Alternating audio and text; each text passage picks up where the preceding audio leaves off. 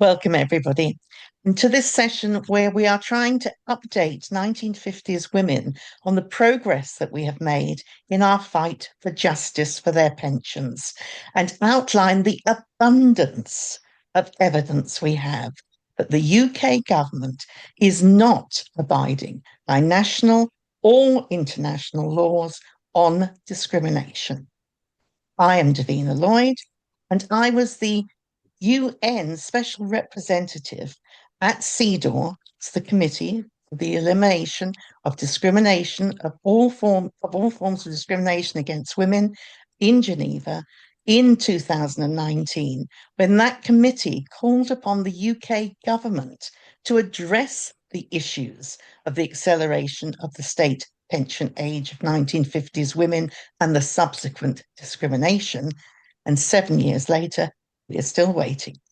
With me is Kris Gibson, who is the UK Special Envoy for CEDAWinLAW. And Kris has been a member of the social media team for many years, has worked on the two tribunals that we've had, and maintains the CEDAWinLAW petition for inclusive mediation, which currently has about 50,000 signatures on it. And also, of course, our special guest, the Honourable Dr. Jocelynne Scutt, AO, who has spent a lifetime in the legal profession as a human rights expert, standing up for the rights of women, and she has presided over our two people's tribunals, addressing women's rights in the UK. She's a barrister at the bar of England and Wales and a member of Fraser Chambers in London. She's also well known to the CEDAW committee and was described by Natasha Scott Despoja, one of the committee members, as a powerhouse and an icon when they met and were photographed with Dr. Elgin Safarov, the vice chair of the committee at the UN CEDAW meeting in Geneva. Welcome both.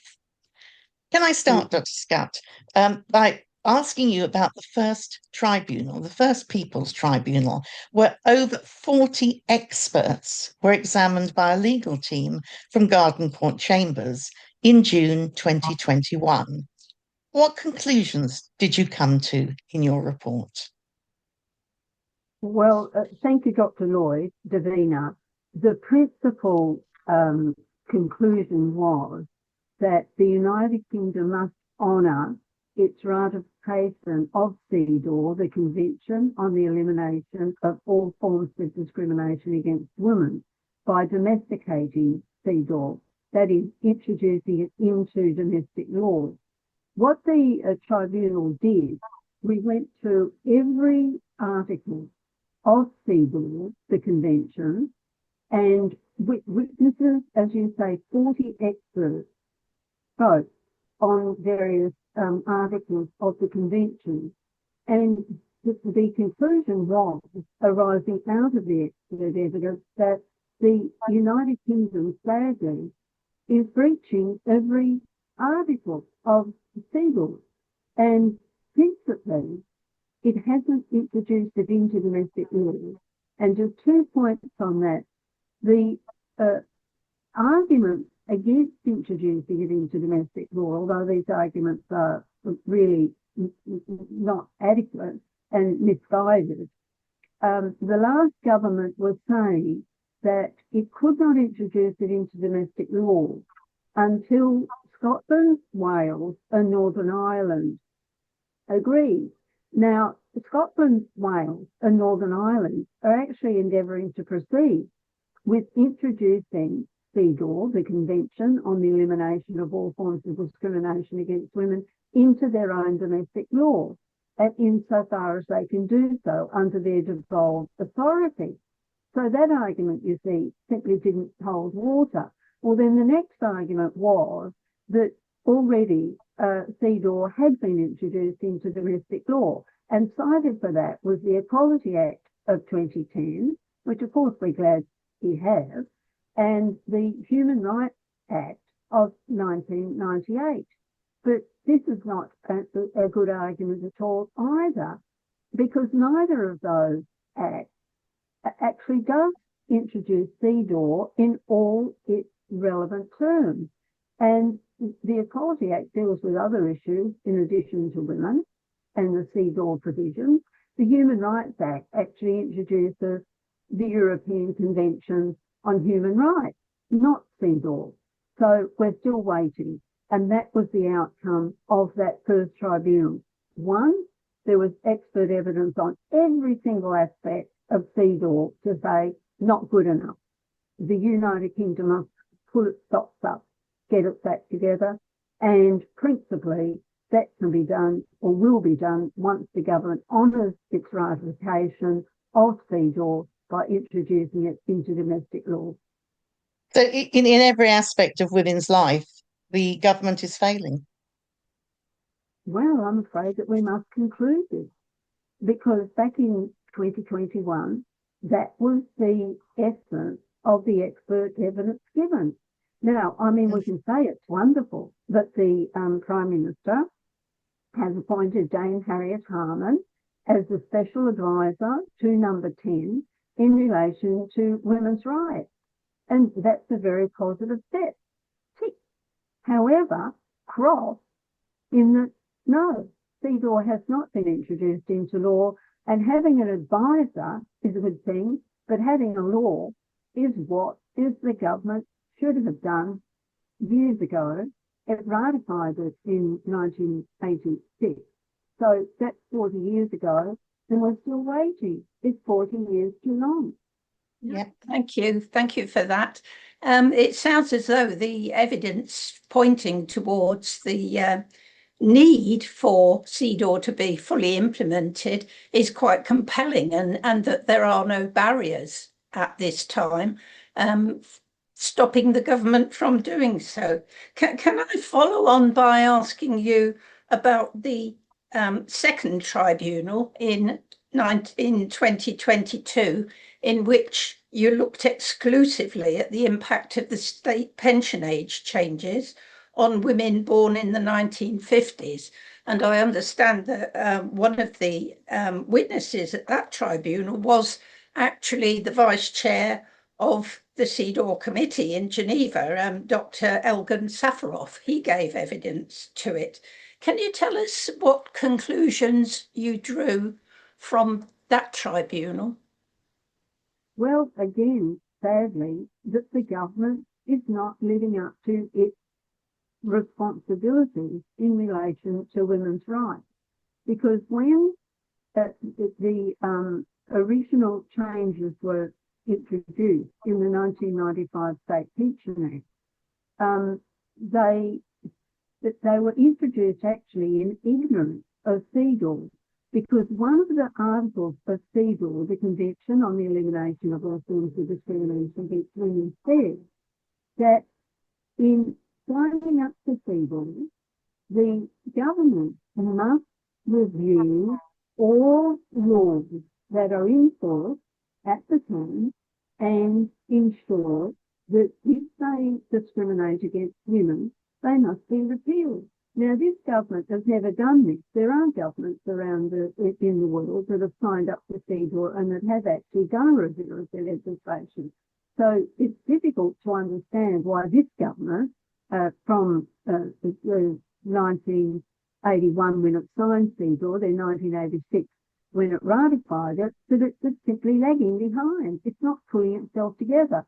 And so it should not have passed in 1995 the State Pension Act, because that act is directly discriminatory against women. It engages in direct discrimination, that is equal treatment discrimination, and in one respect, that is in relation to the marital status, it engages in indirect discrimination, or what I call equal treatment discrimination, because the principle there is it looks as if everybody's being treated equally, but in fact, what the treatment has a differential impact on humans.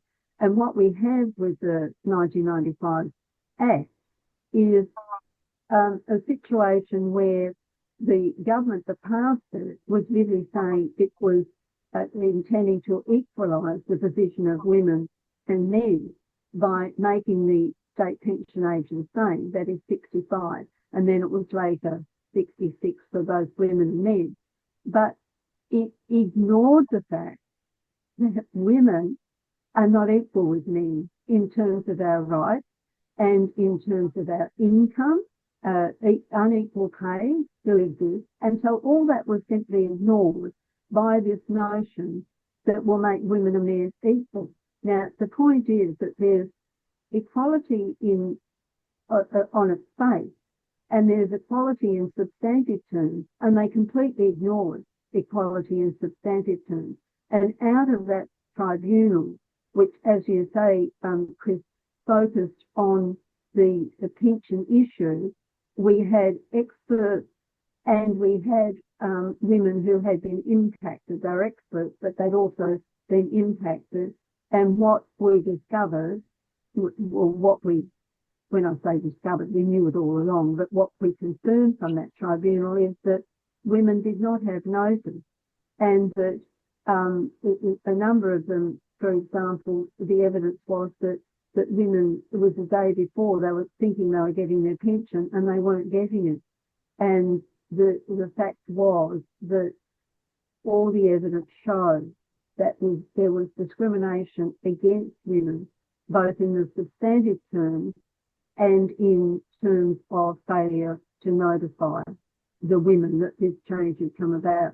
And because it was a change to economic status, there was absolutely an obligation on government to notify, and that obligation fell on governments of all colours, that is the Conservative government, the Labor government, and the combined government from 2010, the Conservative and Liberal Democrat government. They all had the responsibility and they all shirked it. Thank you. So it sounds as though the evidence is fairly substantial and clear-cut that there was discrimination on grounds of both age and sex against 1950s women. I wonder if you could tell us, are there any levers under international and or domestic law that can be used to challenge the breaches made by successive governments in relation to this discrimination against women? Now, one of the problems that we've got in this country is that because the United Kingdom doesn't have a written constitution, and because the principle exists here, which will go by the board eventually, that Parliament's sovereign, so it can pass any laws it likes, even if they discriminate on grounds of human rights, against women, against persons with a disability or whatever, they can do it. And you can't actually challenge the actual terms of the Act itself. But what you can challenge is decisions that are made in terms of implementing a law. And now with the State Pension Act, there's a schedule at the end of the 95 one, and the schedule was amended to a certain extent in the 2007 Act relating to this issue of women's pension age too. And every time that a decision is made that implements the Act, that decision can be challenged. And decisions are being made all the time because within the within the Department of Pension, Work and Pension, the decisions are being made in relation to when the pension will be paid out, updating women's ages in terms of when the pension will be paid out and so on. So that's how it can be challenged. And I suppose I can say two things here. Number one, that in terms of domestic law, the only judicial review that has actually been run by anyone on this issue is the judicial review that was run in 2019 by CEDAWinLAW, which at that time was under the term back to 60, not saying we should return to the 60 age group date, but that is the name of the organisation. And Michael Mansfield QC at the time, he's the KC now, ran the arguments, these submissions on the basis of the ECHR, the European Convention on Human Rights, not on CEDAW. And every time that the case was run, that is, it was run in the administrative division, and then it went to the High Court, then it went to the Court of Appeal. Now, in the High Court, the decision went against CEDAWinLAW, but on every ground, leave was given by the High Court for the appeal to the Court of Appeal. Now, in the Court of Appeal, the decision was against CEDAWinLAW. However, every ground was allowed to be appealed again to the Supreme Court. Every ground. Now, what that was saying was that there was a substantive issue to be agitated before, in the first instance, the High Court, then the Court of Appeal, and then the Supreme Court. Now, sadly, in the Supreme Court, although in the original administrative division, it was determined that there was no out of time issue and no need for an extension of time. An extension of time was granted. When it got to the Supreme Court, oddly enough, the case was knocked out by one judge simply saying it was out of time. Now, how that could be done when there's been an extension of time granted in any event is really quite astonishing. And it was not fair or consistent with the right of the group that had been granted leave to appeal on every ground for it to be knocked out on that basis. Now, that meant that the group could go to the committee on CEDAW and agitate it through that avenue, and that can be done again that could be done as an initiative to get them to ask the committee rather to look at what's happened. And what's interesting is that the CEDAW committee, when it did the last review of the United Kingdom and whether or not it was living up to its responsibilities under CEDAW, that committee said that the issue of pensions and of raising women's age to be consistent with men's age at which they gain the pension must be done without discrimination against women. Well, the United Kingdom government, I'm afraid, has breached that and hasn't paid attention to what the CEDAW committee has said to them. Yeah. So that issue can be agitated too.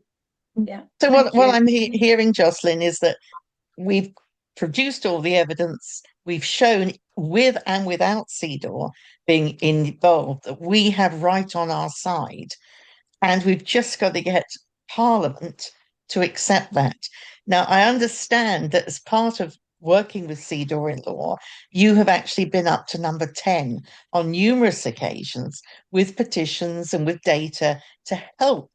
And it has been various prime ministers, because we have had a lot over the past few years, to try and address this issue. Now, could you tell us a little bit more about that and what we're trying to tell them with the evidence that we've got? Well, most recently, we went to number 10 with the resolution, the motion from the Women's Parliament that was held in Cambridge in March, on the 20th of March this year. We've been holding it every year. And that motion incorporated the right of 1950s women to have their dispute resolved by mediation. And that was a principal aspect of the motion that was before the Women's Parliament on the 20th of March. Now, prior to that, on other occasions in approaching number 10, as you say, we've done that with petitions signed by thousands of people and made it clear to number 10 that there is strength in the arguments that are being brought by CEDAWinLAW, and there are the numbers. Now, of course, the numbers also comprise all the women who have been impacted by this. 3.9 million women, unfortunately, a number of whom have died before this matter's been resolved. And it really does need action by number 10 to come to acknowledge that there is a grievous wrong that's been done, and that grievous wrong must be righted. There's no question about that. And well, I understand that David Henke's been with you on a number of occasions as well. Now, he's an award-winning investigative journalist, and his blogs are available to everyone to look at. Could you just highlight for us some of the evidence that he was able to give to actually emphasise the importance of our case and what the government had done wrong? Yes. Well, now, David Henke, on the 5th of June 2019, published an excellent article in the Byline Times titled An Abuse of Power. The court hears government knew millions of women were being robbed of their pensions, and that related to the judicial review that CEDAWinLAW had run under the as the group Back to 60. And in the abuse of power, where David Henke makes really clear about how egregious this is, he noted that there were internal Department of Works and Pensions memoranda of 1998, 2000, 2007, 2011, 2012 and 2015, all showing that the Department of Works and Pensions, that is the government, was aware that the information was not getting through to the women affected by this change. Now, they didn't really make a proper effort in any event. What they're trying to say is they sent out advertisements and so forth. And then one of the arguments that's been used just recently, I think, by one of the ministers for Secretary of State for Works and Pensions, is, oh, well, if they'd sent letters to the women wouldn't have read them anyway. Now, that's absolutely outrageous. That any it is, isn't it? And it just shows how little they think of us. And we've got yet more evidence, I think, Kris, is because you wanted to ask about the detailed submission to the UN that's coming up this autumn that we've also given to them. CEDAWinLAW has made a very detailed submission to the United Nations, and this is for the 81st meeting of the United Nations General Assembly in September later this year. And the whole meeting focuses on older people's rights. And of course, 50s women count very much amongst that grouping. Can you tell us how important this is and where it should lead? One of the issues that is before the UN at the present time is the issue of ageing, because it hasn't really been dealt with properly, or at all, in fact. And ageing is an issue that is vitally important for women, because it's women who live longer. And because women have been living with unequal pay for their entire lives, paid working lives, that means that when it comes to pensions, there is a pensions gap, which is built on the wages gap. And one of the ironies about the 1995 change is that the government said at the time, whoever was the Secretary of State said at the time, that the concern was that about relativity in terms of young people paying into the pension scheme, supporting older people. Now, what it failed to recognise is that the older people had actually paid in themselves.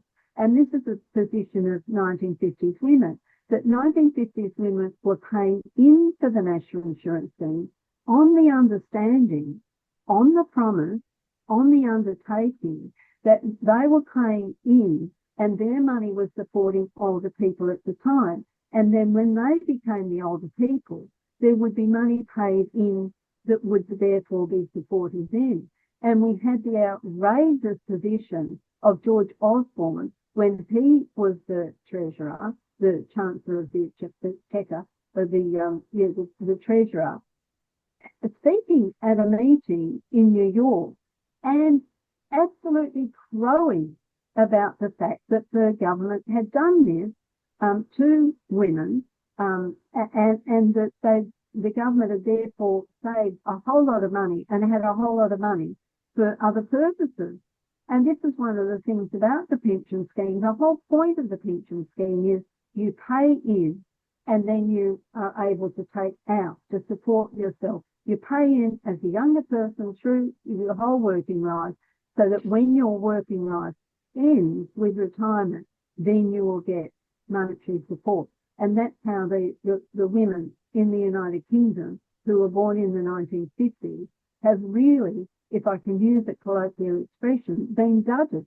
And this must be brought to the attention of the United Nations in this review of the position of older people, so that the UN is cognizant of the fact that if there's going to be equalisation of state pension ages in any country at all, then it must be done without discrimination against the women who are going to be impacted.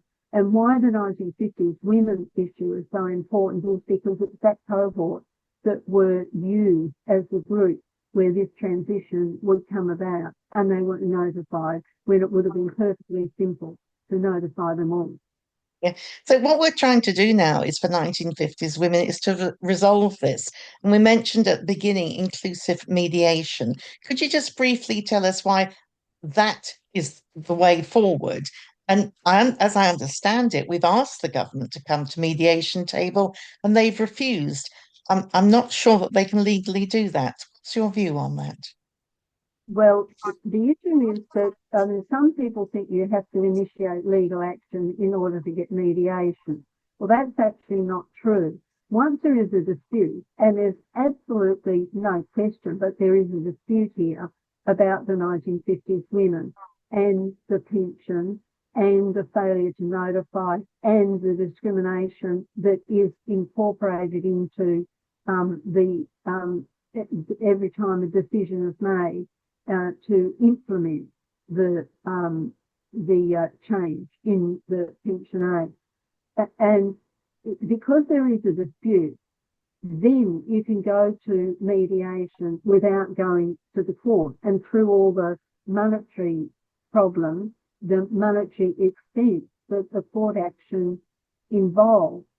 However, the government will say, well, we're not coming to, as they are, we're not coming to mediation because there's no way that they can really be explicitly chastised for that. It would need the initiation of a legal action to point out that they're wrong in not coming to mediation. But you see, in my opinion, has been, as well as being discriminatory and unfair to 1950s women, quite frankly, they're being foolish because, as I said, dispute exists, no question about that. How are we going to resolve the dispute? It's a superating law. It's not going away. They can say, well, we'll hang on until all the women born in the 1950s die off. But you see, that's not going to happen in a very rapid rate. The 1950s women, many of them, are determined that they will hang on to have this matter resolved. And ironically, both sides of government, both major political parties, the Labor Party and the Conservative Party, have at different times, while this problem has been before the public, they've said that they will resolve it by actually paying out to 1950s women. And the argument now is, oh, we don't have the money. Well, if they don't have the money, the problem arises because the pension fund has been used for purposes that are not consistent with paying out pensions. That is the purpose for which the National Insurance Scheme was introduced, and the money should be there. Thank you so much for that, Jocelynne. And just to remind everyone that CEDAWinLAW actually has a top legal group, top 500 legal group on standby to help with mediation should the government wish to come. And it's an inclusive mediation to include all those groups of 1950s women who may feel that they have not been heard by the government as yet. And we want all of us to be together and get what we deserve. Thank you. A final question, Jocelynne. Basically, CEDAWinLAW has an absolute mountain of evidence from a variety of sources that the UK government is acting unlawfully in its treatment of 1950s women. We just wonder if you have any words of advice for government. Well, in brief, the government really needs to, number one, face up to their responsibilities. Number two, recognise that 1950s women have made enormous contributions to this country by engaging in paid work, by engaging in support of their families, by actually hanging on and making the government aware of what this problem is and what the issue is, and that they demand and that they deserve proper, effective and reasonable treatment.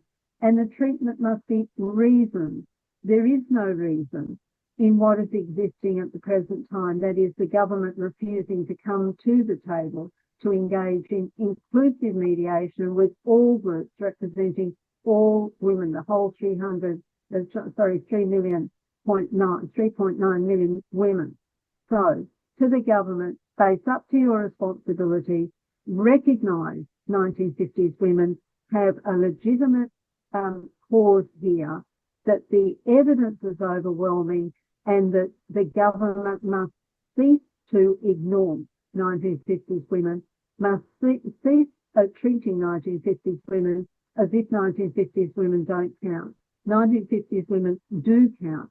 1950s women do matter, and the government must recognise this and resolve the dispute that is a real dispute, and that is creating problems for the government, which it can rectify immediately by agreeing to mediation, inclusive mediation.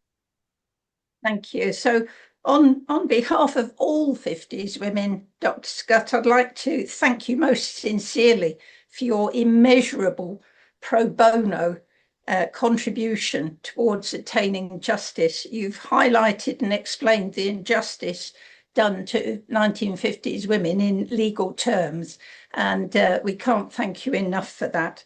From what you've said, it sounds as though there is an absolute mountain of irrefutable evidence that the changes to the state pension age for 50s women has had a severe discriminatory impact. CEDAWinLAW wants to make a commitment to all 1950s women that this story will be told. Thank you very much, Dr. Scutt.